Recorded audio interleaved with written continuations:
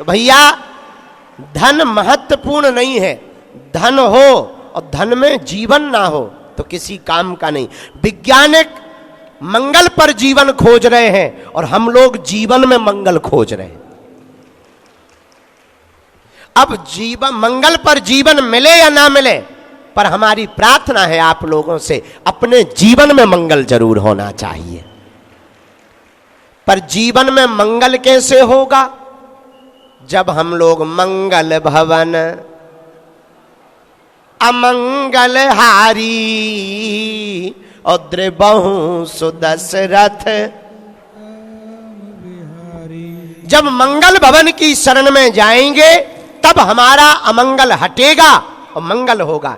एक और मंगल करने वाले कौन? मंगल मूर्ति मारुति नंदन सकल अमंगल मूल निकंदन।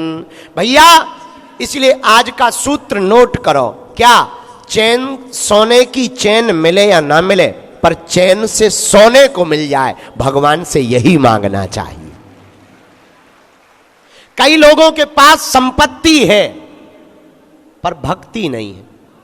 अच्छा, कई लोगों के पास सब कुछ है पर शांति नहीं, फिर भी चाहिए।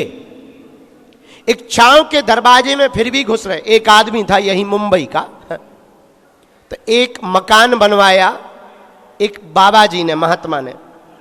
उसके बाहर लिखा शादी करने की इच्छा वाले लड़कों के लिए लड़कियां उपलब्ध। तो वो बंबई का लड़का, अच्छा बंबई में ज्यादातर बिना शादी के रहते ही हैं, तो वो बेचारा शादी की इच्छा लेके गया। तो एक दरवाजे, दो दरवाजे थे, एक दरवाजे पे लिखा था सुंदर लड़की, सामान्य साधारण लड़की। तो वो सुंदर लड़की वाले दरवाजे में घुस गया, लेकिन जैसे ही अंदर गया कोई लड़की नहीं मिली। फिर दो दरवाजे मिले, उस दरवाजों पे एक पे लिखा था काले रंग की लड़की, गोरे रंग की लड़की। तो ये स्वाभाविक गोरे रंग की लड़की के लिए दरवाजे में घुसा, अंदर गया फिर भी कोई लड़की नहीं मिली। फिर दो दरवाजे मिले, एक पे लिखा था गाना गाने वाली लड़की, ना गाने वाली लड़की। तो वो अंदर गाने वाली लड़की के दरवाजे में घुसा, लेकिन कोई लड़की नहीं मिली। फिर दो दरवाजे मिले, एक में लिखा था खाना पकाने वाली लड़की, पका पकाया खाने वाली लड़की।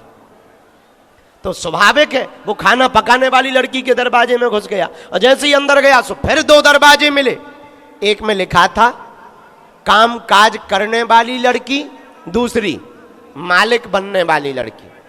तो ये काम काज करने वाली लड़की के अंदर के दरवाजे में गया, और जैसे ही अंदर गया तो कोई लड़की नहीं, कोई दरवाजा नहीं, सामने शीशा था और शीशे पे लिखा था गौर से अपने आप को देखिए, क्या आपकी औकात है ऐसी।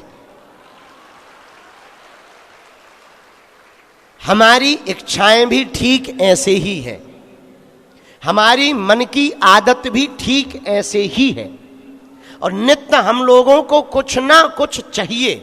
जो प्राप्त हो गया फिर भी कुछ चाहिए, जो पा लिया, कल तक तुम पे 99 रुपया थे, तुम 100 करते रहे, और जिनके 100 हो गए वो 200 करने में लगे हैं, जिनके 200 हो गए वो 1000 करने में लगे हैं, जिनके 1000 हो गए वो 1 लाख करने में लगे हैं, जो लाखों में खेल रहे वो करोड़ों के सपने देख रहे, जो करोड़ों में हो गए वो अरबों के सपने देख रहे, जो अरबपति हो गए वो खरबपति बनना चाहते, जो खरबपति हो गए वो भारत का 1 नंबर अमीर आदमी बनना चाहता, जो 1 नंबर आदमी है वो एशिया का 1 नंबर अमीर आदमी बनना चाहता, जो एशिया का 1 नंबर आदमी है वो दुनिया का 1 नंबर अमीर आदमी बनना चाहता।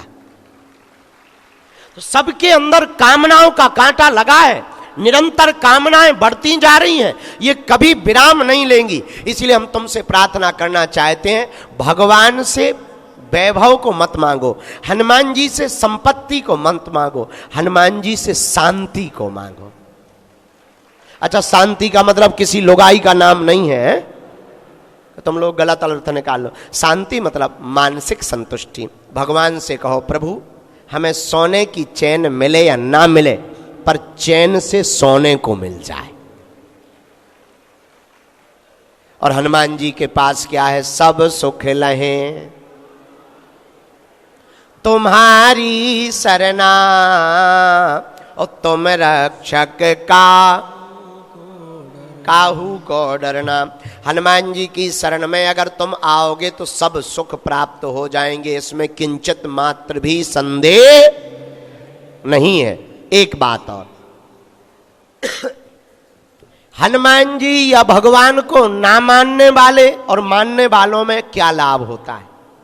जो नहीं मानते हैं उन्हें स्वयं पार होने के लिए पुरुषार्थ करना पड़ता है, और जो भगवान को मानते हैं उन्हें पार होने के लिए पुरुषार्थ नहीं करना पड़ता, भगवान की कृपा से पार हो जाते हैं। यही अंतर है। ऐसे समझो जैसे हमें कोई मुंबई बुलाए तो हमको चिंता नहीं करनी पड़ती, वही हमारी टिकट करवाता, वही हमें गाड़ी भेज देता। जैसे हमारे त्रिपाठी जी हैं, गाड़ी भेज देते, भोजन की व्यवस्था कर देते, रूम की व्यवस्था कर देते, हमें कोई टेंशन नहीं रहती। तो जो हमें बुलाता है चिंता वो हमारी करता है। अब हमें कोई बुलाए ना, हम स्वयं आए तो व्यवस्था हमें स्वयं करनी पड़ेगी।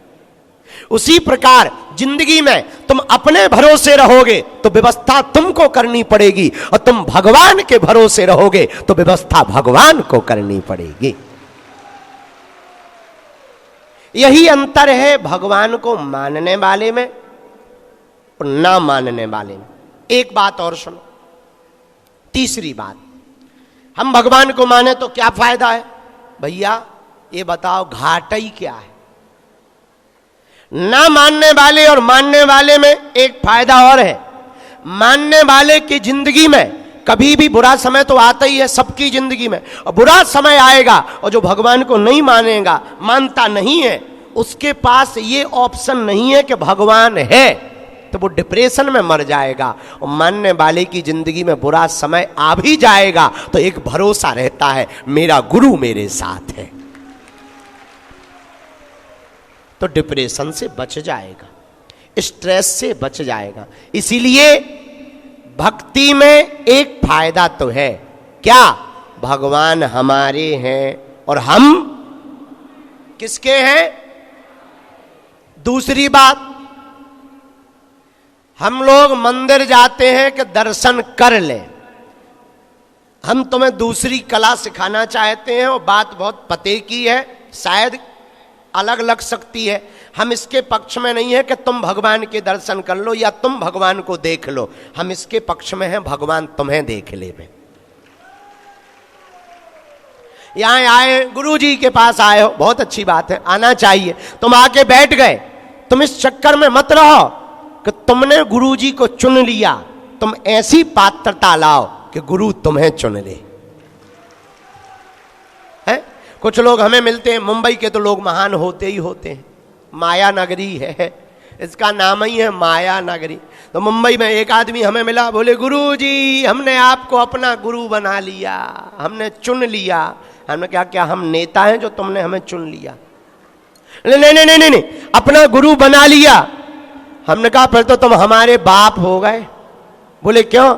हमने कहा जो आदमी अपने गुरु को चुन ले वो गुरु से भी बड़ा ही हो सकता है।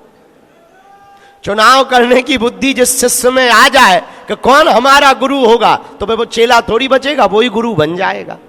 इसलिए तुम मत आओ कि तुम भगवान को देख लो, तुम मंदिरों में इसलिए जाओ भगवान तुम्हें देख ले। तुम इसलिए भक्ति मत करो कि तुमने भगवान को पकड़ लिया, तुम इसलिए भक्ति करो कि भगवान तुम्हारी बाहें पकड़ ले। तुम इसलिए मंदिर मत जाओ कि भगवान से कुछ मांगोगे, तुम इसलिए मंदिर जाओ कि भगवान तुम्हें कुछ देने के लिए तैयार हो जावे। ऐसी भक्ति जीवन में जब आए तभी श्रेष्ठ भक्ति है। एक बात और प्रश्न उठता है आज के सूत्र में कि आपने कहा सोने की चैन भले ही ना हो पर चैन से सोना हो, सोने को मिले, पर आजकल हर आदमी सोने की चैन ही के पीछे, जिसे देखो उसे। प्रवचन में तो जरूर मुड़िया हिलाएंगे गिरधौना जैसी, गिरगिट जैसी, हाँ गुरुजी सही कह रहे, सही कह रहे, और बाद में कहो चेला क्या चाहिए? मटेरियल चाहिए। और धीरे से कहो और सब ठीक है, आनंद है, अब तो नहीं कुछ चाहिए। और तो कुछ नहीं चाहिए, पर थोड़ा सा एक आध लॉटरी नंबर अगर मिल जाता है। तो ये बात तो सही है कि सोने की चैन के पीछे नहीं, चैन से सोने के पीछे पागल होना चाहिए। परंतु आहा, प्रश्न उठता है, बोलो सीताराम, रामचंद्र भगवान की, बागेश्वर धाम की, दादा गुरुजी की।